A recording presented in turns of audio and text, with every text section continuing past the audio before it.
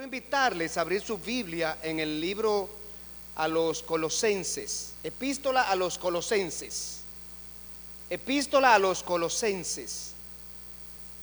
Como ustedes saben, hermanos, estamos estudiando esta epístola desde el año pasado y ya hemos visto la parte doctrinal donde Dios, a través del apóstol Pablo, pues instruye a los hermanos de esta iglesia en Colosa y también a los hermanos de todas las iglesias en sentido general, pues les imparte las doctrinas necesarias para poder hacer frente a las herejías, a las falsas enseñanzas que habían entrado a esta iglesia y que pueden entrar a cualquier otra iglesia en cualquier época de la historia. Pues en los primeros dos capítulos nosotros vemos las enseñanzas doctrinales. Especialmente en esos dos capítulos, Dios muestra que Cristo Jesús es lo único que necesitamos para ser salvos. En esta iglesia habían entrado grupos que predicaban que aparte de la fe se necesitaba también conocimiento especial, que aparte de la fe también se necesitaba obrar. Eso era predicado por otro grupo, y así sucesivamente esta iglesia pues se vio atacada por diversas doctrinas erróneas. En los capítulos 3 y 4 Dios entonces nos muestra el estilo de vida que nosotros hemos de vivir después que somos cristianos y estamos satisfechos en Cristo Jesús. Cristo Jesús es lo único que necesitamos para ser salvos, y después que venimos a Cristo Jesús y nacemos de nuevo, nuestra vida está escondida en Cristo. Entonces nuestra nueva vida debe reflejar el deseo y la voluntad de Dios, y en los capítulos 3 y 4 se nos enseña cómo hemos de vivir bajo el esquema de hijos de Dios. Estamos ya concluyendo este libro, entrando en la fase final, y estamos estudiando una porción a donde Dios muestra cómo debe ser la relación del creyente en su ámbito familiar y en su ámbito laboral. Y ya nosotros vimos el ámbito familiar y estudiamos el mandato de Dios a la esposa para sujetarse a su esposo. Ya vimos el mandato de Dios al marido para amar a su esposa como él se ama a sí mismo. Ya nosotros vimos el mandato de Dios a los hijos para honrar, obedecer a sus padres. Vimos también el mandato a los padres en el sentido de no exasperar a sus hijos, sino criarlo en disciplina y amonestación del Señor. Con eso cerramos el círculo de la familia, y ahora vamos a entrar al ámbito laboral, con el cual se concluye esa fase, esa etapa, ¿verdad?, de la epístola, esa porción que muestra la relación, la nueva relación del creyente con aquellos que están a su alrededor. Así que vamos a leer los versículos 22 del capítulo 3 hasta el capítulo 4 y versículo 1. Allí nos encontramos la manera como Dios quiere que empleados y empleadores se relacionen. Vamos a leer la porción. 3:22 dice así: siervos, obedeced en todo a vuestros amos terrenales, no sirviendo al ojo como los que quieren agradar a los hombres, sino con corazón sincero, temiendo a Dios. Y todo lo que hagáis, hacedlo de corazón como para el Señor y no para los hombres, sabiendo que del Señor recibiréis la recompensa de la herencia, porque a Cristo el Señor servís. Mas el que hace injusticia recibirá la injusticia que hiciere, porque no hay acepción de personas. Amos, haced lo que es justo y recto con vuestros siervos, sabiendo que también vosotros tenéis un amo en los cielos. Oremos. Bendito Padre Celestial, queremos alabar, bendecir y glorificar tu santo nombre, dándote gracias, Señor, porque es inmensa tu misericordia para con nosotros, Señor, y podemos comprobarla constantemente en nuestras vidas. Pero de manera especial queremos agradecer esta oportunidad que hoy día tú nos ofreces de estar aquí reunidos como cuerpo local, celebrando este servicio de adoración, Señor, y en especial este tiempo en que vamos a tomar tu palabra buscando tu dirección, buscando los principios que tú quieres que gobiernen nuestras vidas. Así que danos entendimiento de tu voluntad, Señor. Venga sobre nosotros tu sabiduría para que podamos recibir tu consejo, aplicarlo en nuestras vidas, Señor, y vivir por ellos. Te lo pedimos en Cristo Jesús. Amén. Bueno, hermanos y amigos que nos visitan, en el primer siglo de la era cristiana, la esclavitud era una práctica universal. Y entonces estaba firmemente establecida en el Imperio Romano. Los esclavos tuvieron un gran impacto en la vida social, en la vida económica, en la vida cultural del imperio. Es más, se estima que había millones de esclavos diseminados por todo el Imperio Romano y especialmente concentrados en las grandes ciudades como Roma, Éfeso, Corinto, Colosa, Tesalónica y otras ciudades. ¿Cómo llegaba la gente a ser esclavo? De diversas maneras. Llegaba la gente a ser esclavo por haber sido capturados en guerras. Cuando el imperio conquistaba una nación, pues tomaba prisionero a gente de diversas edades y especialmente aquellos en edad productiva, y los vendían o los ponían a hacer las labores fuertes, labores de campo, labores de construcción, labores domésticas, etcétera, etcétera, etcétera. Pero la gente también llegaba a ser esclavo por nacer de esclavos. Llegaban también a ser esclavos por causa de deudas. Había personas que tenían deudas que no podían pagar y tenían que entregarse ellos en persona como esclavos durante un tiempo y a veces por toda la vida. Llegaban a ser esclavos también por venderse a sí mismo. Las personas se vendían a sí mismos porque necesitaban una suma de dinero para resolver X problema, o llegaban a ser esclavos por ser vendidos por sus padres también. Había muchas formas como la gente llegaba a la esclavitud. Pero ¿qué pasa? En el Imperio Romano muchos esclavos vivían en el ámbito del hogar, y allí ellos desarrollaban diversas labores relacionadas con la agricultura, o sea, labores agrícolas, labores relacionadas con la construcción, labores relacionadas con la casa, niñeros, habían tutores de niños, habían también enfermeras, artesanos, jardineros, oficinistas o cualquier otro oficio según la actividad o negocio que ese hogar desarrollara.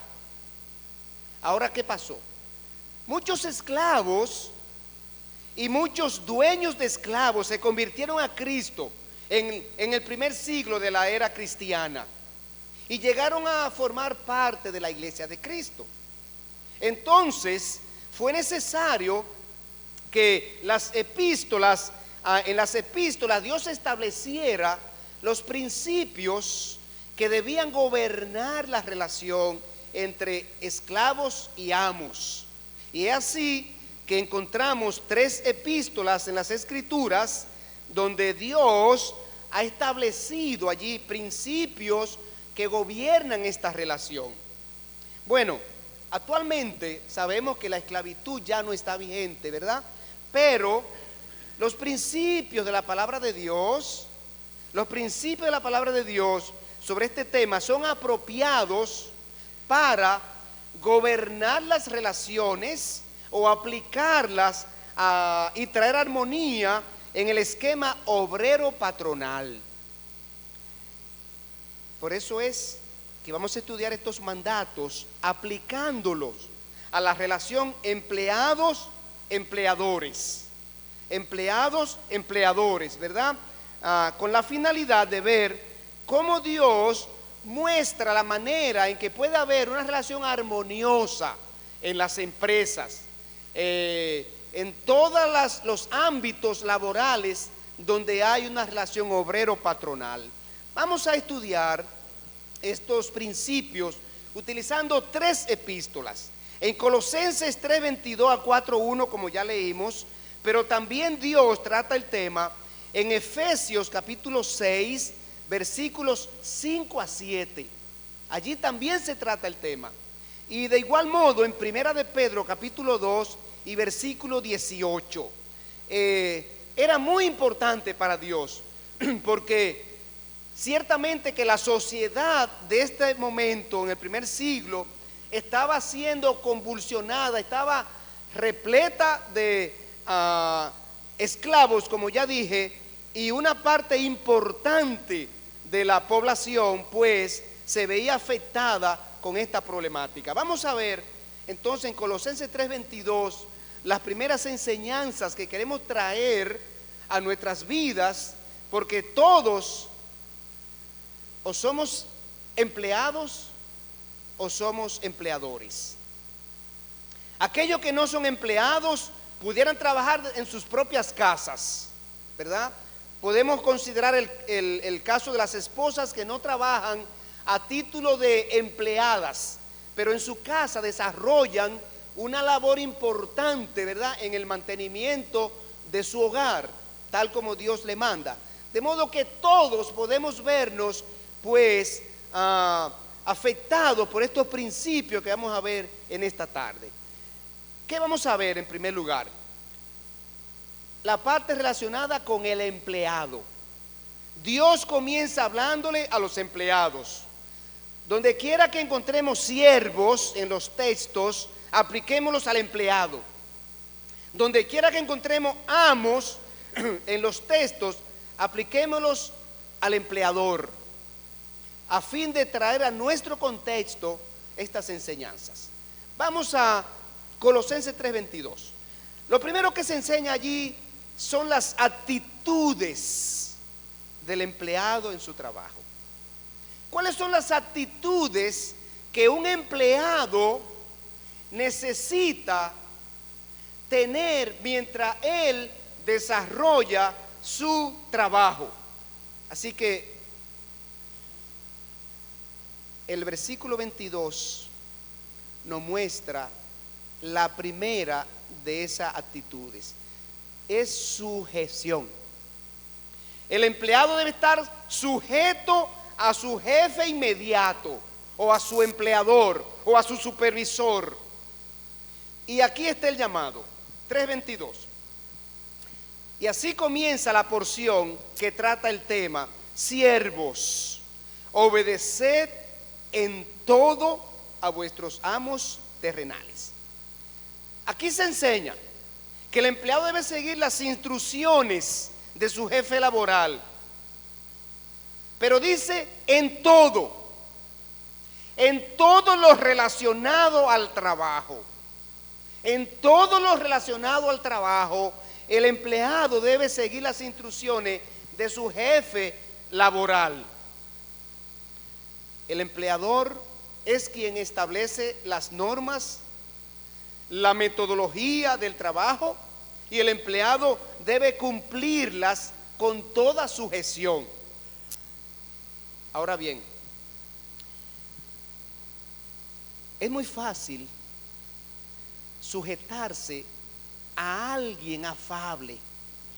Es fácil sujetarse a una autoridad afable. Y todos quisiéramos tener una autoridad afable. Pero Dios, consciente de que no todas las autoridades son afables, ha dicho esto en 1 de Pedro 2:18, donde pide al empleado que se sujete a su jefe, aún él no sea un jefe afable, aún él sea un jefe difícil. En otras palabras, 1 de Pedro 2:18, 1 Pedro 2:18, criados, estad sujetos con todo respeto a vuestros amos, no solamente a los buenos y afables, sino también a los difíciles de soportar. Allí está la realidad, hermanos. Como empleados, hemos de aprender a sujetarnos al jefe que Dios pone sobre nosotros. No importa su temperamento, no importa la manera como nos manda, no importa la forma como nos trata. Hemos de sujetarnos a Él. Ese es el mandato allí. Hay una segunda actitud que se destaca en las porciones que vamos a aplicar en esta noche, y es que el empleado necesita respetar al empleador, respetar a su jefe laboral, a su supervisor, aquella autoridad bajo el cual ha sido puesto en ese trabajo. Y es Efesios capítulo 6 versículo 5, que dice, Efesios 6:5, siervos, obedeced a vuestros amos terrenales con temor y temblor. Y 1 de Pedro 2:18 dice, criados, estad sujetos con todo respeto a vuestros amos. De allí se desprende entonces el respeto como actitud que debe formar parte, estar presente, ¿verdad?, en el empleado. Esas dos porciones enseñan el respeto que el empleado debe tener al empleador, sea cristiano o no sea cristiano. El respeto que el empleado debe tener a su jefe laboral debe producirle un temor, un cuidado a desobedecerle, un cuidado a fallar en el trabajo que realiza. Dice, con temor y temblor. La Biblia demanda a los empleados cristianos que tengamos mucho cuidado cuando nuestro jefe también es cristiano. ¿Sabe cuál es la tendencia? Cuando nosotros trabajamos con un jefe que es cristiano, tendemos a no brindarle el respeto apropiado que merece. Y la Biblia nos advierte sobre eso. En 1 Timoteo 6:1. 1 Timoteo, primer libro a Timoteo, capítulo 6 y versículo 1 y 2. Allí está la advertencia, para que nosotros como empleados cristianos no abusemos de nuestro jefe que es cristiano. Porque él es cristiano, yo llego a la hora que quiera, yo hago lo que yo quiera, yo me comporto como yo quiero. La Biblia dice que no puede ser así. Mire este versículo, 1 Timoteo 6:1. Todos los que están bajo el yugo de esclavitud tengan a sus amos por dignos de todo honor, para que no sea blasfemado el nombre de Dios y la doctrina.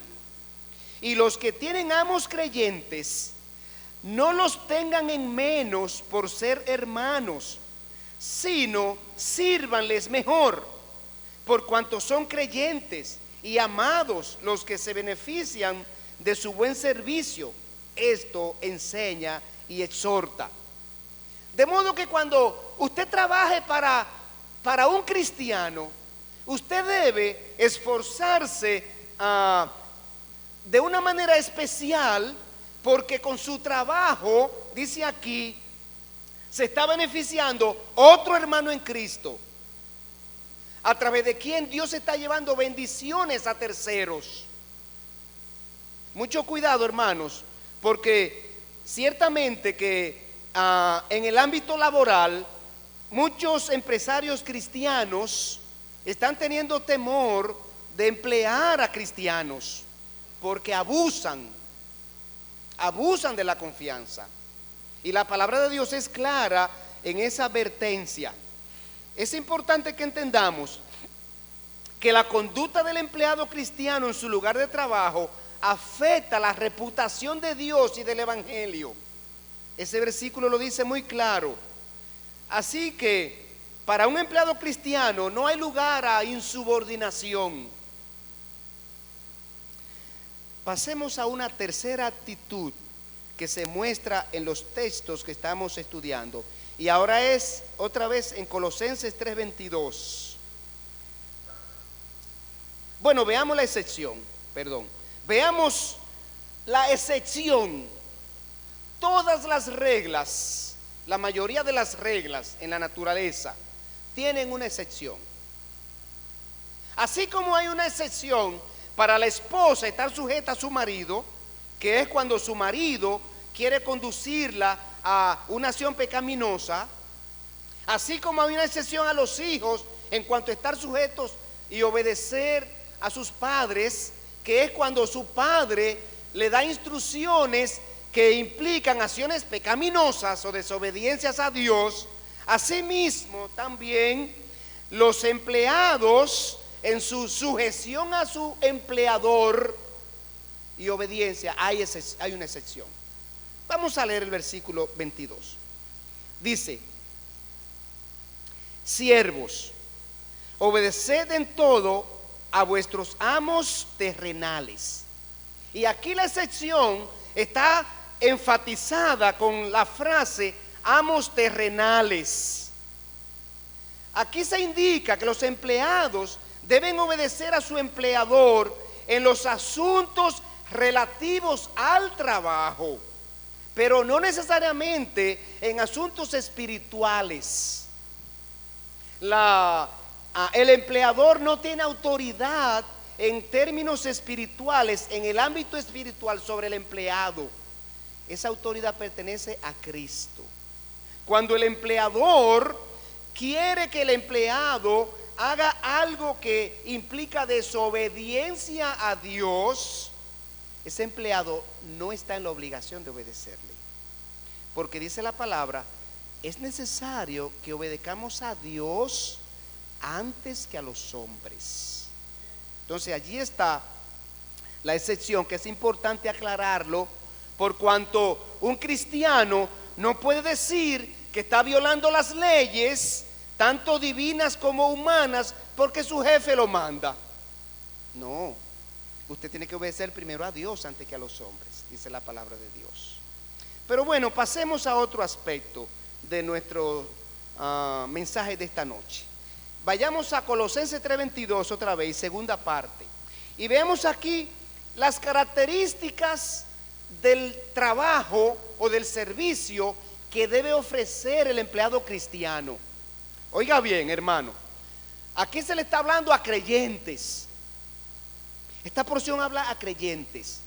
Nosotros como empleados necesitamos ser excelentes. Necesitamos alcanzar la excelencia. Dios quiere que nosotros seamos como cristianos diferentes en todas las áreas de nuestra vida. Un cristiano es uno que vive para la gloria de Dios. Un cristiano es uno que todo lo que hace necesita hacerlo como para el Señor, lo mejor que puede. Entonces, el servicio que ofrece un empleado cristiano tiene características que se especifican aquí en las Escrituras. Oiga, ¿cuál es el estándar que Dios le pone al empleado cristiano? Primero, Colosenses 3:22, segunda parte, debe trabajar con honestidad. Honestidad es lo primero que se le pide. Vamos a leer el versículo. Dice: siervos, obedeced en todo a vuestros amos terrenales, no sirviendo al ojo como los que quieren agradar a los hombres. ¿Qué significa esto? El empleado cristiano trabaja para agradar a Dios, como ya lo dije, y no a los hombres. Él no trabaja solamente cuando el jefe lo está mirando.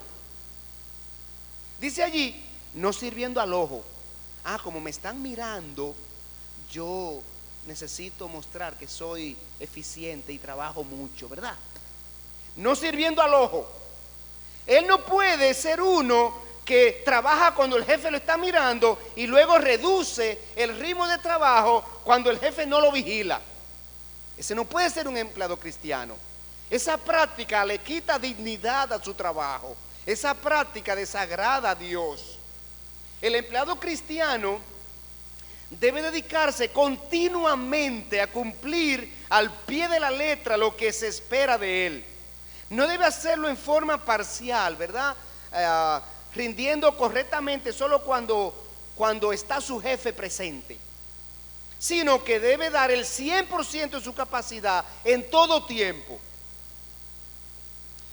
El empleado cristiano debe trabajar sin hipocresías, sin perder tiempo laboral me refiero, y totalmente comprometido con su trabajo, sin importar para quién trabaja, sin importar lo que hace. La principal intención del empleado en su corazón es querer agradar al Dios de los cielos y a ninguna persona de esta tierra.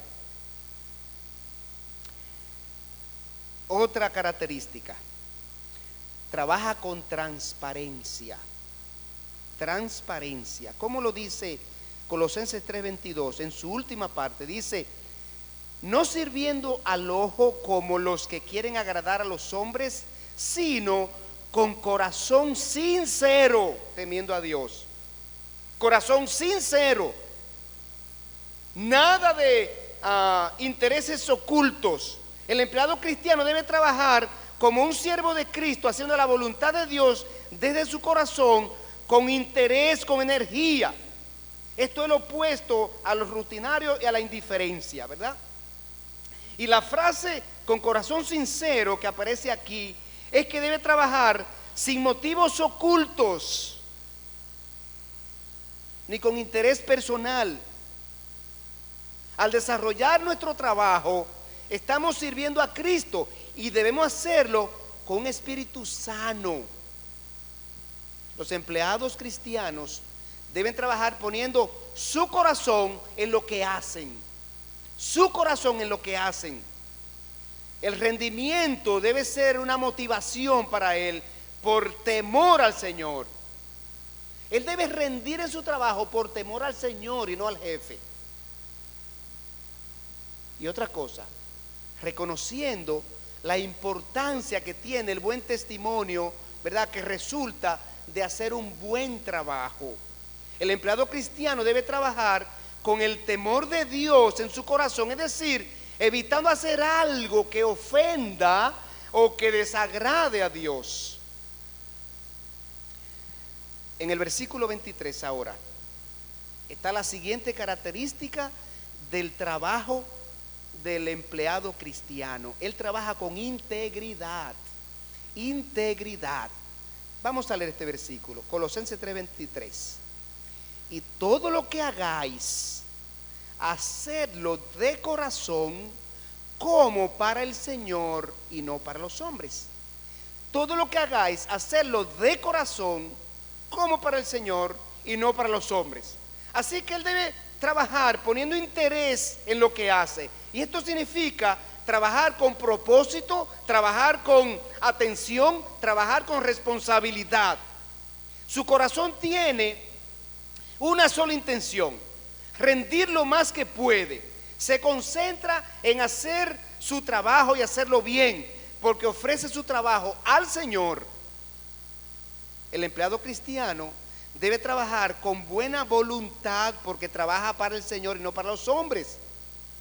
No importa dónde trabaje, no importa para quién trabaje, no importa lo que haga, debe trabajar diligentemente como si su jefe fuera el Señor Jesucristo mismo y no el hombre.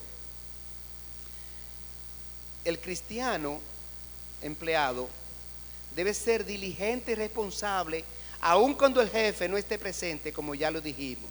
Buscar la calidad y excelencia en su trabajo, aun cuando su jefe no lo valore, porque esa es otra cosa. A veces nosotros, como mi jefe hace tiempo que no me aumenta, como no valoran mi trabajo, como no me evalúan, entonces nosotros decaemos en la capacidad y en la calidad del trabajo. Eso no agrada a Dios.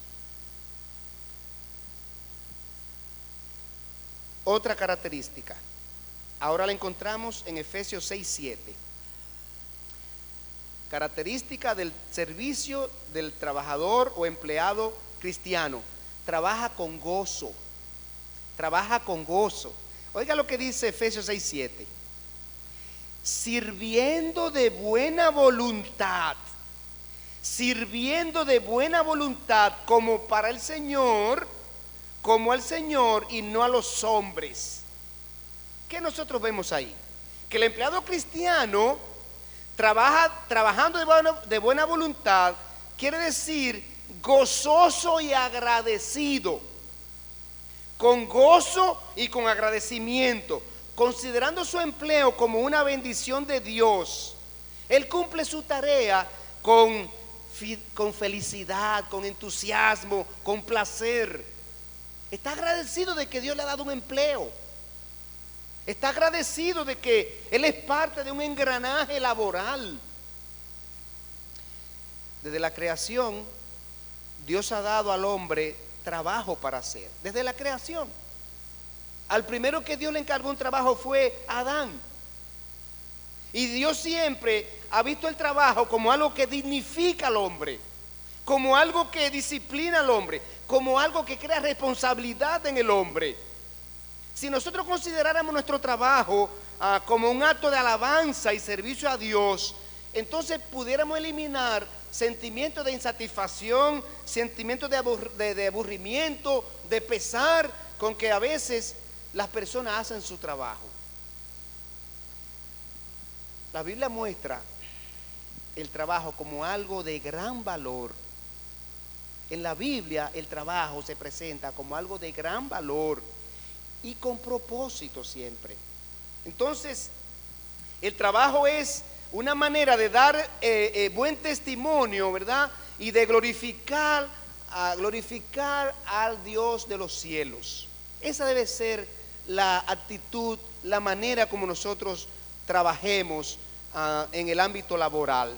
Pero todavía hay otra característica y la encontramos en Colosenses 3:24, y es trabajar esperando recompensa de Dios.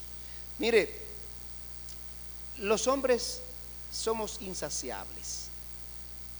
Las personas somos insaciables. Nadie va a estar saciado con un salario que le paguen. Siempre uno quiere más. Siempre quiere más. Y mientras más nos aumentan, seguido encontramos en qué gastar la diferencia. Dice la palabra, cuando aumentan los ingresos, también aumentan los gastos. Porque, pero ya yo sí puedo hacer tal cosa, porque ya tengo un ingreso extra. Y seguido encontramos en qué gastar o invertir lo que estamos recibiendo adicional, ¿verdad?, al día de ayer. Entonces, cuando nosotros estamos trabajando en base a la recompensa humana, no estaríamos satisfechos entonces. De modo que Dios aquí nos exhorta a que como empleados cristianos nosotros esperemos esa recompensa de Dios que nos va a llegar un día, la cual va a satisfacer plenamente nuestra necesidad y nuestra intención y lo que Dios quiere hacer con nosotros. Y en el versículo 3, 24 y 25 dice así, que nosotros debemos trabajar, oiga, sabiendo que del Señor recibiréis la recompensa de la herencia, porque a Cristo el Señor servís. Y ahí mismo se nos hace una advertencia en el versículo 25. Mas el que hace injusticia recibirá la injusticia que hiciere, porque no hay acepción de personas. Así que la motivación sobre la cual debemos trabajar, aparte de lo que recibamos materialmente aquí, es mirando siempre esa recompensa que Dios nos tiene preparada para concedernos, ¿verdad?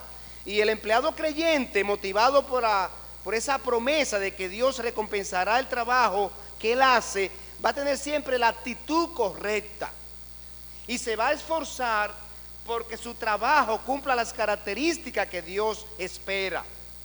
El trabajo ciertamente que es un servicio a Dios, sea que trabajemos en la casa, en la oficina, o seamos profesionales independientes, siempre trabajamos sirviendo a Dios.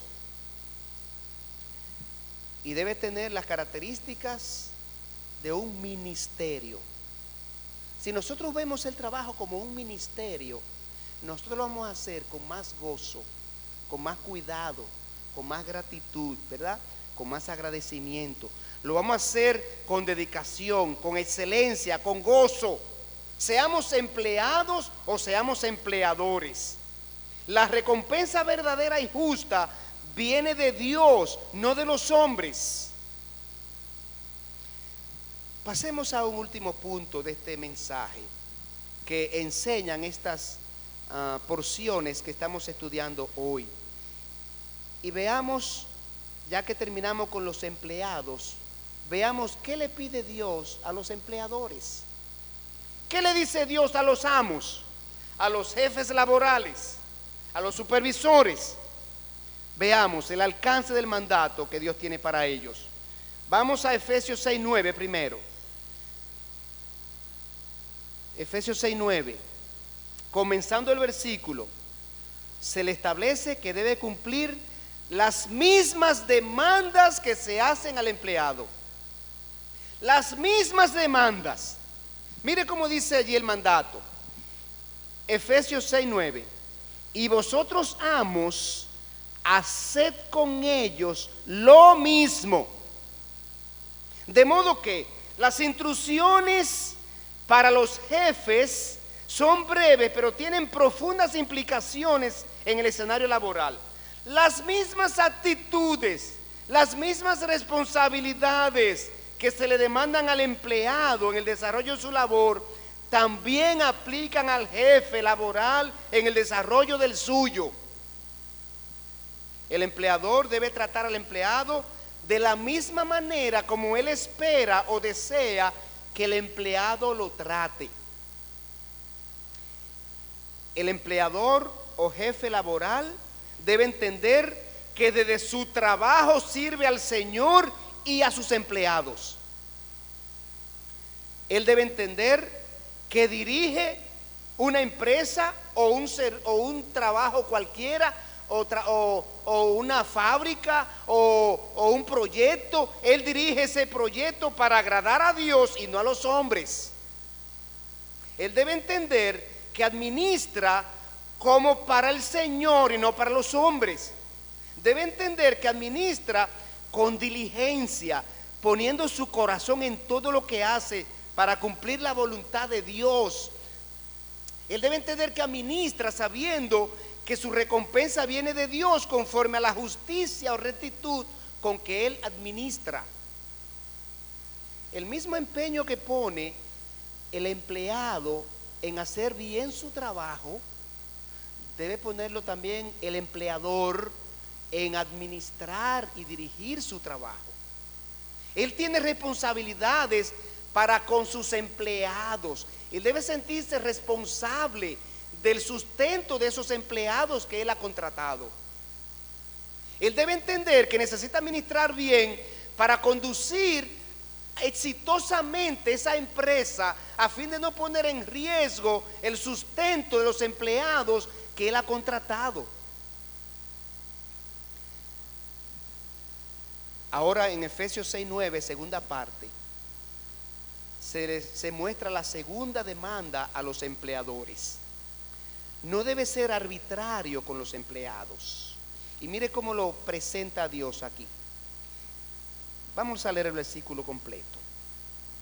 Y vosotros, amos, haced con ellos lo mismo, dejando las amenazas, sabiendo que el Señor de ellos y vuestro está en los cielos, y que para Él no hay acepción de personas.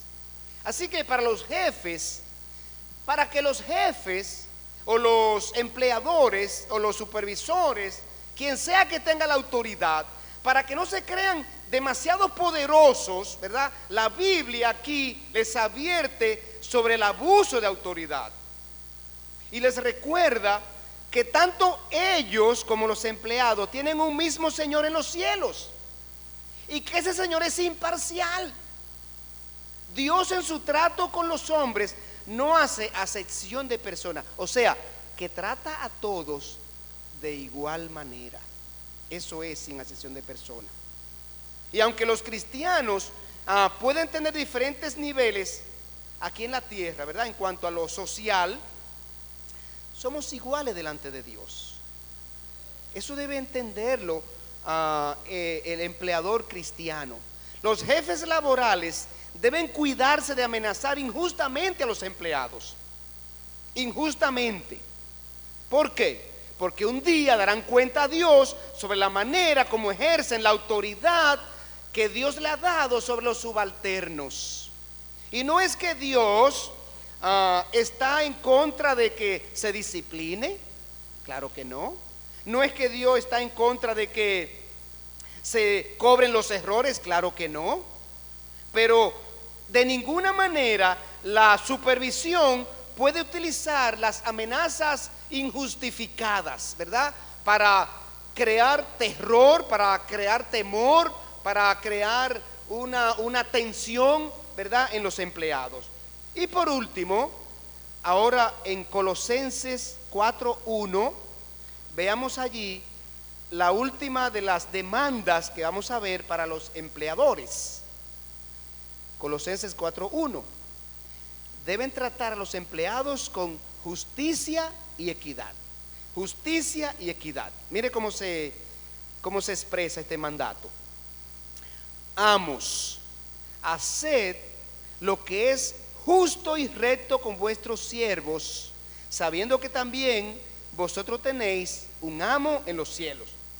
Ese texto aquí, además de recordar al empleador su responsabilidad de tratar con amabilidad, respeto, justicia y equidad a los servidores, está diciendo allí que recuerda que tú tienes un amo en los cielos. Tú eres amo aquí en la tierra, pero tú tienes un amo en los cielos. Es la idea. Deben dispensar los empleados un buen trato y considerado. Deben ser honestos, sinceros, responsables y correctos en los arreglos y acuerdos. Y ese trato justo y equitativo del empleador con el empleado, ¿cómo se manifiesta? Bueno, se manifiesta de varias maneras. En la remuneración que le paga, en la asignación del servicio que le da, en los objetivos que le establece, en las expectativas que le pone, en las exigencias que le hace y en la promoción que le hace.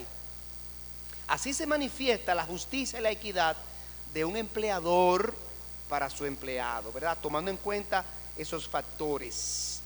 Los creyentes que son empleadores deben tener mucho cuidado de no tratar a sus empleados como máquinas y no como personas humanas. El versículo agrega algo más. Los jefes laborales deben entender que no son autónomos. Nadie está autónomo en este mundo. Todo el mundo tiene una autoridad por encima. El presidente de la República, si es la máxima autoridad, tiene una autoridad por encima, que es Dios. Deben entender eso. Eso el texto aquí lo recalca, ¿verdad? Tienen un amo en los cielos que los va a juzgar conforme ellos han ejercido la autoridad y lo va a recompensar conforme a la manera como usó los recursos que Dios puso en sus manos.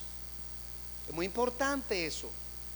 Debemos entender que los recursos que manejamos para desarrollar empresas, Dios los ha puesto en mi mano para que yo los utilice apropiadamente y con ellos yo bendiga a mi familia, al prójimo y a la iglesia de Cristo. Yo quiero destacar aquí, antes de concluir, hermanos, la influencia que el cristianismo ejerció en la abolición de la esclavitud. La influencia del cristianismo en la abolición de la esclavitud. Miren, en el primer siglo de la era cristiana, los esclavos recibían un trato terrible. Los esclavos en el Imperio Romano eran maltratados y castigados inmisericordiamente, ¿verdad? Cruelmente, cuando cometían un error o cuando sencillamente al amo le daba la gana de darle una pela. Los esclavos no tenían ningún derecho a nada. Los esclavos eran una propiedad más de su amo, que él podía hacer lo que quisiera con ellos. Y otros dos grupos que también eran menospreciados en aquella época, eran tenidos en poca estima, son también las mujeres y los niños. Y los principios bíblicos vinieron a rescatar, el cristianismo vino a rescatar, Cristo vino a levantar el valor y la dignidad de las mujeres y de los niños. Enseñanzas como Efesios capítulo 6, que le dice al hombre, al esposo: amad a vuestras esposas como usted se ama a sí mismo, como Cristo amó a la iglesia. Y enseñanza a los padres que dice: no exasperéis a vuestros hijos. Y enseñanzas aquí a los amos que dice: trátelo con justicia, con respeto y consideración. Esos principios bíblicos impactaron la sociedad. Y poco a poco, en la iglesia de Cristo, fueron adorando juntos, esclavos y amos, fueron postrándose allí delante del Dios de los cielos, y poco a poco fueron identificándose a sí mismos los otros grupos, y al pasar de los años, pues la sociedad fue cambiando el trato para con los esclavos. Y ya al final del siglo I, ya a los esclavos se les permitía comprar su libertad, ya se les permitía que ellos tuvieran propiedades, que ahorraran para ellos salir libres. Y estos principios bíblicos fueron como una semilla que se sembró en la sociedad, y al pasar de los años, finalmente cayó la esclavitud, gracias a los principios cristianos, ¿verdad?, que encontramos en la Biblia. Hermanos, esta epístola a los Colosenses nos enseña que al someter nuestra vida al control de la palabra de Dios, hay muchas actitudes y actividades que necesitamos revisar como iglesia a fin de nosotros meditar en ellas. Tenemos que preguntarnos como creyentes, ¿en cuáles áreas de mi vida yo necesito aprender a sujetarme? ¿En cuáles áreas de mi vida yo necesito asegurarme de que estoy glorificando a Dios con mi proceder, con mis acciones, con mis palabras, con mis hechos? Epístola a los Colosenses está trabajando con nosotros respecto a lo que debe ser nuestro comportamiento como hijos de Dios. Dios espera que nuestra vida le agrade, le glorifique y le honre en todo lo que hacemos. Vamos a orar. Señor, queremos darte gracias ahora porque esta epístola nos habla tan fuerte, Señor, nos habla tan claro, tan preciso y tan conciso, Señor, que motiva nuestros corazones para evaluar nuestros comportamientos como cristianos, como hijos tuyos, Señor, porque queremos estar seguros de que cada cosa que hacemos es para glorificarte y honrarte, Señor, como tú mereces, como un Padre celestial amoroso que nos ha salvado, nos ha comprado con la sangre de tu Hijo Jesucristo, nos ha hecho parte de tu familia, Señor, y nos ha trasladado hasta tu reino celestial, donde tenemos una herencia, Señor, que aunque todavía no hemos tomado posesión, pero para ti es un hecho, Señor, por cuanto tú no tienes pasado, presente ni futuro. Señor, gracias por hacernos partícipes de estas enseñanzas. Te pedimos que nos ayude ahora a poder aplicarle en nuestras vidas, Señor, para ser mejores hijos, mejores creyentes y mejores servidores. Te lo pedimos en Cristo Jesús. Amén.